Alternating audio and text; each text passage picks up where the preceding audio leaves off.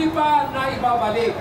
Ang sabi ng Secretary ng Health, wala po kaming natatanggap na ibinalik na pera.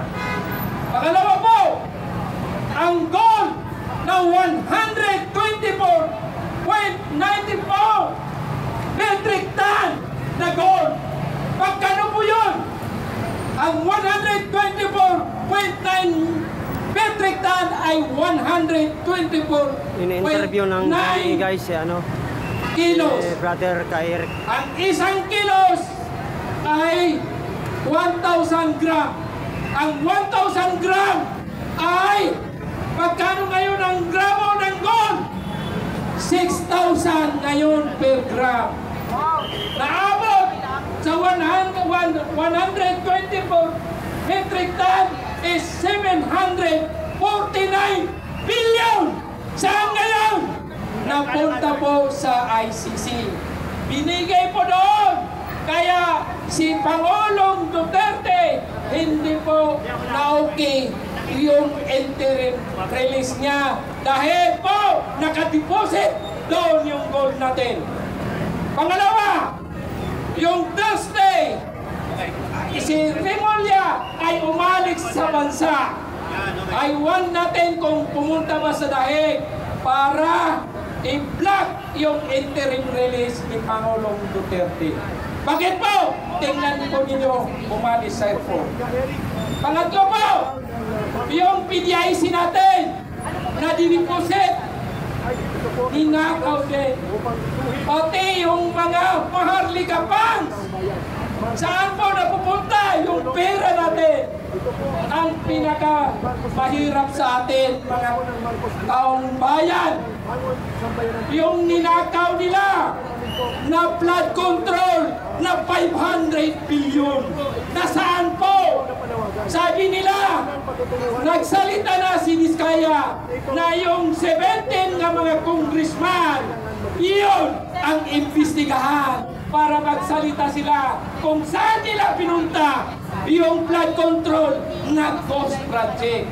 Yun ay isang pag-hold up sa pera ng taong bayan dahil po wala tayong makikita na project na ini-implement nila.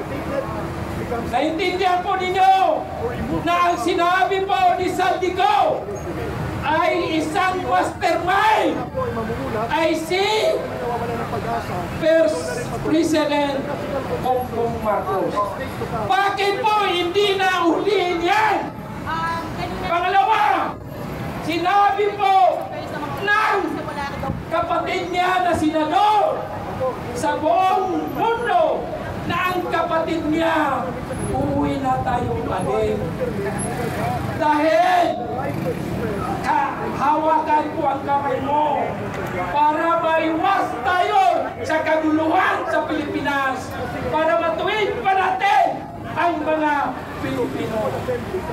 Hanggang ngayon, Marcos, resign ka na. Dahil hindi na kailangan ng hair follicle test. Bakit? Ang pamilya niya, ang kapatid niya, sister niya na si Amy Marcos ang nagsasabi ay nagkukukin ang kapatid niya.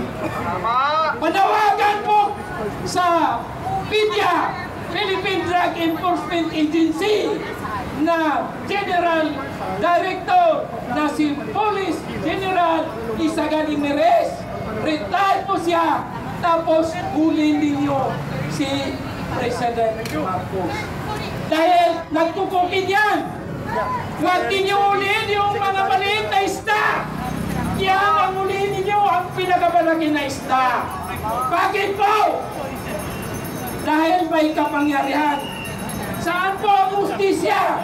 Saan po ang karapatan ng taong bayan?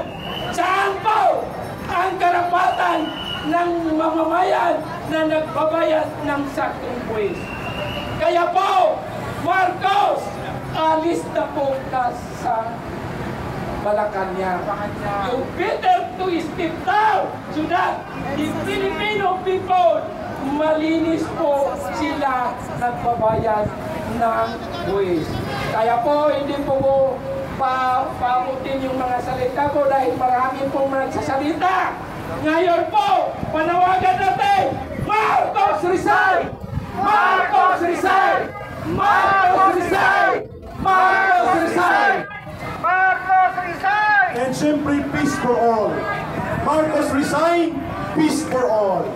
I like the t-shirt. Peace for all. Okay, pakinggan natin ang dating naging commissioner